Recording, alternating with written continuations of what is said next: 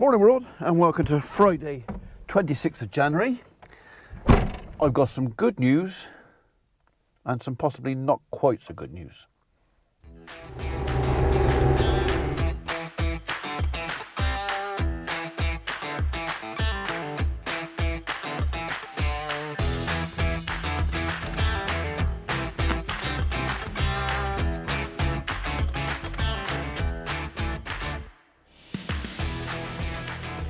Right, let's start with the good news. Well, one, blue sky, sun shining. Two, even though it absolutely belted down with rain last night, like 8-10 millimeters of rain, the beds are all still clean and dry, all three of them. So, no mucking out today. Possibly on the downer side though. Do you know, I've been worrying about these guys being a bit loose. And, you know, we had a fecal egg test done and it all came back clear. There was not a worm burden. And couldn't work out what the problem was. Well, vets called me yesterday and said, "You had a problem with fluke?" And I said, "No, we've never had a problem with liver fluke down here." She goes, where were these cattle kept separate? I said, "Yes, these were kept separate over at Tether Farm." She goes, "It was a very, very wet second half of the year, and did they have access to like open ditches or watercourse?" And I said, "Well, actually, yes, they did. These guys did." So we're thinking that maybe that's what the problem is, and that wouldn't have come up on a fecal egg test, because it's not a gut worm, it's literally in their liver. So we had fluke probably 20 years ago when we were keeping animals up on a piece of ground just at the road here, which just had a marsh in it, and we knew there was an issue with snails up there. If you want to know what that's all about, go and look up the life cycle of the liver fluke. It basically, part of the life cycle, it needs a snail that likes water, a water snail. Anyway, so it's looking like we're going to treat these guys with a wormer anyway. But it's just deciding which one to use. Now, I don't actually remember what I've got in stock. Yeah, still got to do that. I'm pretty sure all we've got left, noromectin. I think that's the only one we've got left here, which is no good for what I want. I want to pour on. Screws the top of my head.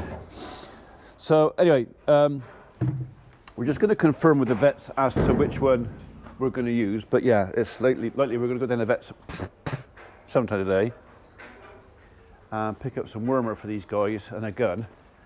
Make sure we've got the right gun, and then we're going to squeeze them all up in this area in here, and literally I'm just going to give them all a squirt of a wormer which kills liver fluke, and we should see a difference in the stools week 10 days.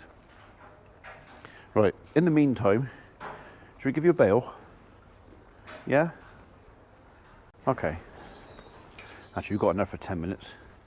And while the pallet forks are on, I've got 2 bags of logs to deliver this afternoon. So there's no point in taking the pallet forks off to go and put them straight back on again to get a couple of bags out. So we'll get the bags out first, and then we'll give these guys a bail.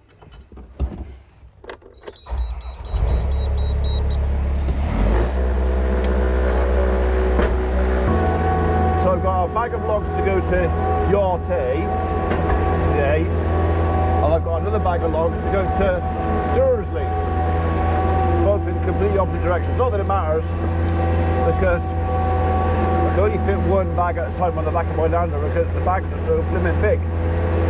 So we're going to have, he wanted small logs, didn't he? Small, that looks like small up there.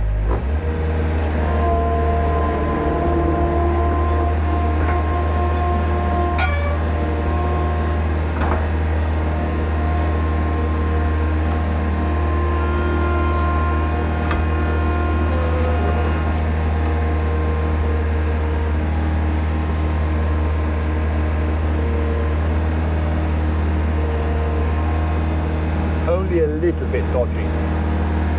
Literally just only a little bit dodgy. I've only just got that. Gently does it.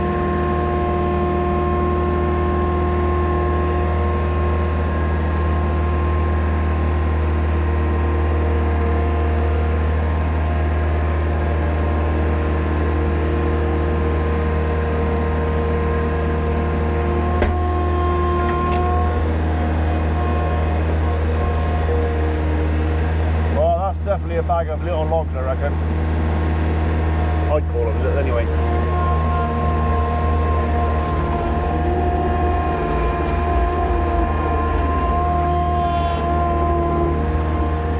Where's the tab?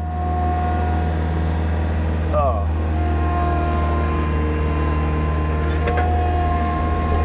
Not there.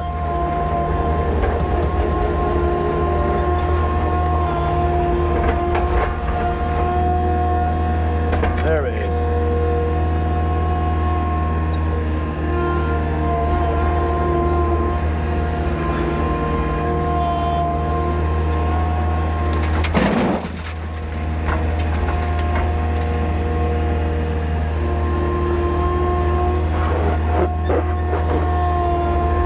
Right, you go down there.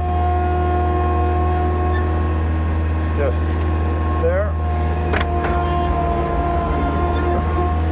You can come off there.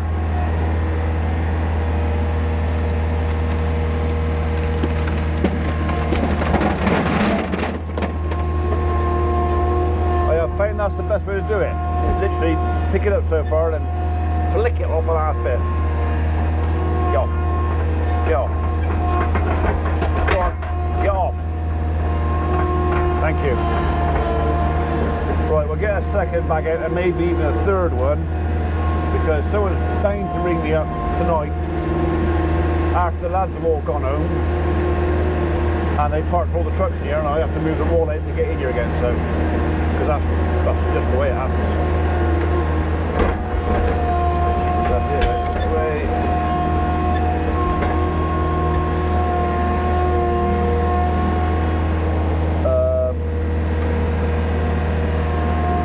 See if we can pick this pallet up on the corner. Don't think we can. Nope. So we'll have you up there then.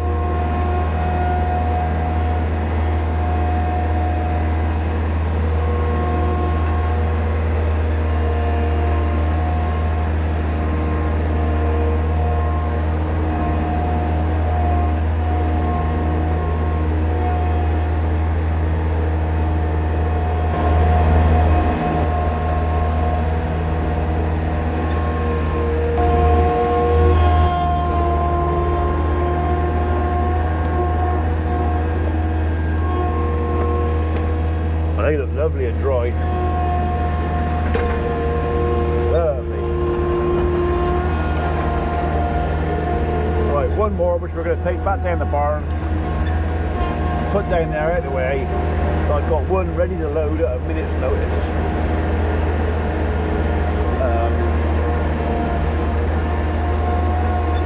Let's have you.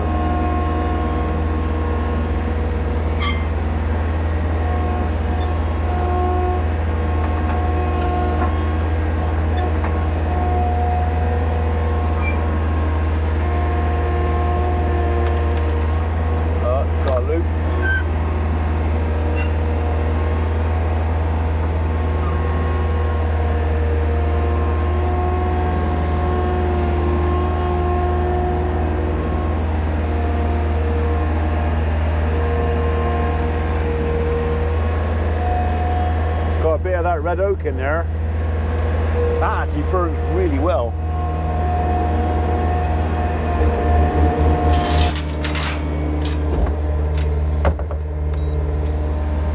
Alright, that's them done as well. They weren't desperate for a bale, but they would have been in a couple of hours. So, yeah, everything's happy again now.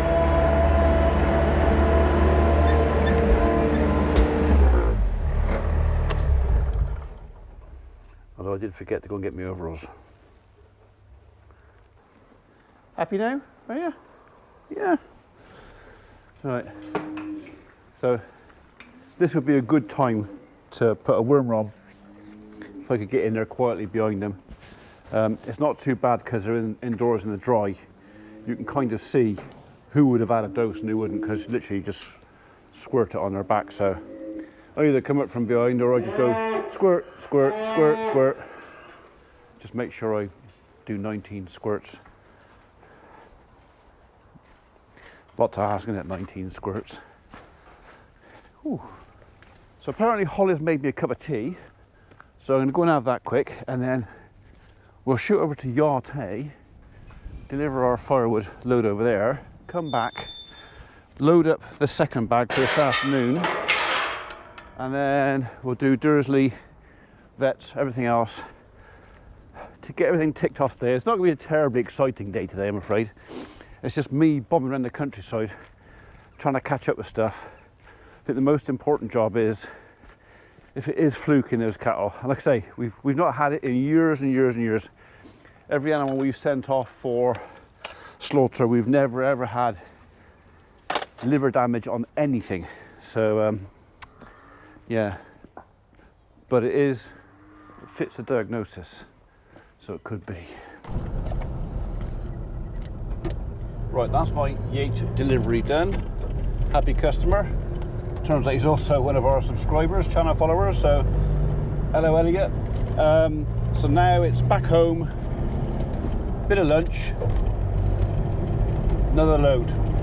So yeah, something exciting yet might still happen today. Poor old tree guys. They just rung me up to say they've been thrown off site. That's not on, is it? No, not off of a normal customer. We got called out by the county to attend a split tree on a footpath. They sent me photographs. It's pretty dodgy. Things split right up through. It's like a barber's chair split. Anyway, they got to the footpath and got the saws out to make it safe. And the landowner came out and threw them out. Oh, I didn't give you permission to cut my tree. No, we were sent by the county councillors over a public footpath, so they sent us to make it safe. Well, they didn't tell us. They didn't tell me. Well, no, because they've had a phone call from a member of the public to say there's a dangerous tree. Member of the public sent a photograph in and the location. They've just given that to the council. Council forwarded it on to us, and it's Friday afternoon. You know, so we went.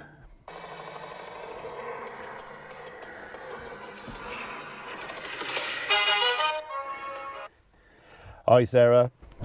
That was a nice lady from the council who asked us to go and attend to this thing. So, and yeah, so I've passed telephone numbers backwards and forwards. But like I said to the owner of the tree, I said, we can walk away. We don't mind if that's what you want. We'll leave. We have fulfilled our duty of care by attending. If you send us away, then you have to take on full responsibility for if anybody comes to any harm or whatever else to the tree. You know, they have the opportunity for us to make their tree safe at no cost to them at all. It would have been free of charge. The county would have picked the bill up. So now they've either got to get somebody else in to do it or try and do it themselves. So, but there you go. I kind of in a way understand, because the landowner's wife said, no, how would you feel about somebody walking onto your land and starting up a chainsaw, cutting your trees without permission? And I do get that. I do understand what she means, but at the end of the day, who knew who the landowner was? The lady from the council didn't know who the landowner was. What do you do? It's Friday afternoon. I might put a picture, I've got a picture of the tree, so I might put it up so you can see what we're talking about. And it's just a case of, you know, we were there to do a job and we got thrown out. So, but then that is the landowner's prerogative. They are within their rights to do that, but they must then take on the responsibility for any harm. So, yeah, 6 of one and half dozen the other, I reckon. So, no blame being appointed, but even after I tried to explain what was going on, it was a case of, well, we haven't seen any paperwork, so you can't stay. Well, it's an emergency call out. It was all done over WhatsApp. There's no paper. There you go. Anyway, onwards and upwards, we are off to Tyndale Vets to pick up some wormer, and while I'm there, I've been asked to identify some vegetation.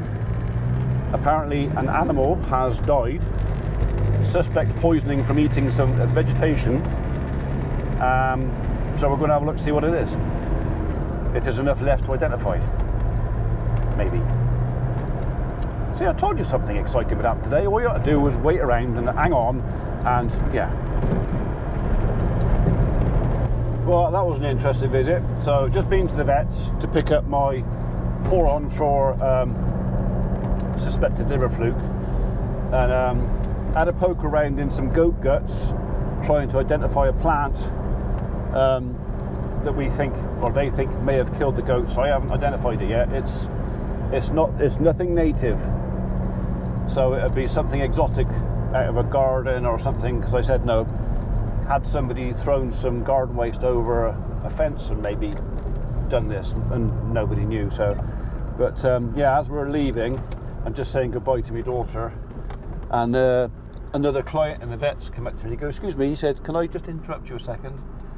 And I said, yeah, no problem. And he goes, "I'd just like to say," he said, "I really like what you do with your channel, and I'd like to thank you very much."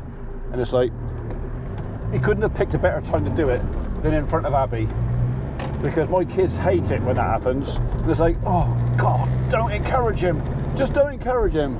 But anyway, to the gentleman that came up and said hello and thanked me, thank you. It's lovely when people come up and say they appreciate what you do. So yes, thank you. Oh, and the other thing, while I was in there, Tim, barn builder, was there, and Scott, and I went up and said, "Here, Tim, have you worked out a price for me for the barn yet?" Well, I have been quite busy. How big was it again? I said, well, there was two, 45 foot by 20 foot, and sort of 40 by 40. Yeah, that's right, I've got it written down somewhere. And Scott goes, yeah, he's got it written down somewhere. And Tim goes, "I'll get that sorted out for you as soon as I can." And I said, well, there's no desperate hurry. We ain't going to need it until next October or something like that. Scott goes, "Don't tell him that. Don't tell him that. Tell him it's urgent." I said, "Right, we actually need it next week, please. If you could have the barn up by the end of the month, that'd be lovely. Thank you very much indeed." Yeah, he hadn't forgotten completely, only a little tiny bit. Just a little tiny bit. Right, that's my last load of logs delivered and done. Actually ended up staying with the client for nearly 45 minutes. Lovely couple. Scotsman he was. Just moved into the locality, wanted some logs, and while I was there, got a look at his hedge. So we did a lot of talking about hedges with him and his missus. So yeah, great fun. Anyway, I got to go home now and prepare myself for my final session of poisoning with the Funky Farmer. I've been invited over to Richard's tonight for 6:30. I know it's a bit dark, sorry. 6:30 to sample the last, I think it's the last Make It Meat Monday video he's doing. I don't know if it's going out this next Monday or when, but he hasn't told me what he's preparing or what he's bought or what we're eating. I have absolutely no idea. So yeah, I got now, what, hour and a half to get home, finish my jobs, have a shower, get changed, and get to Richard's. So the next time you'll see me on this day will be in his video. Look forward to it.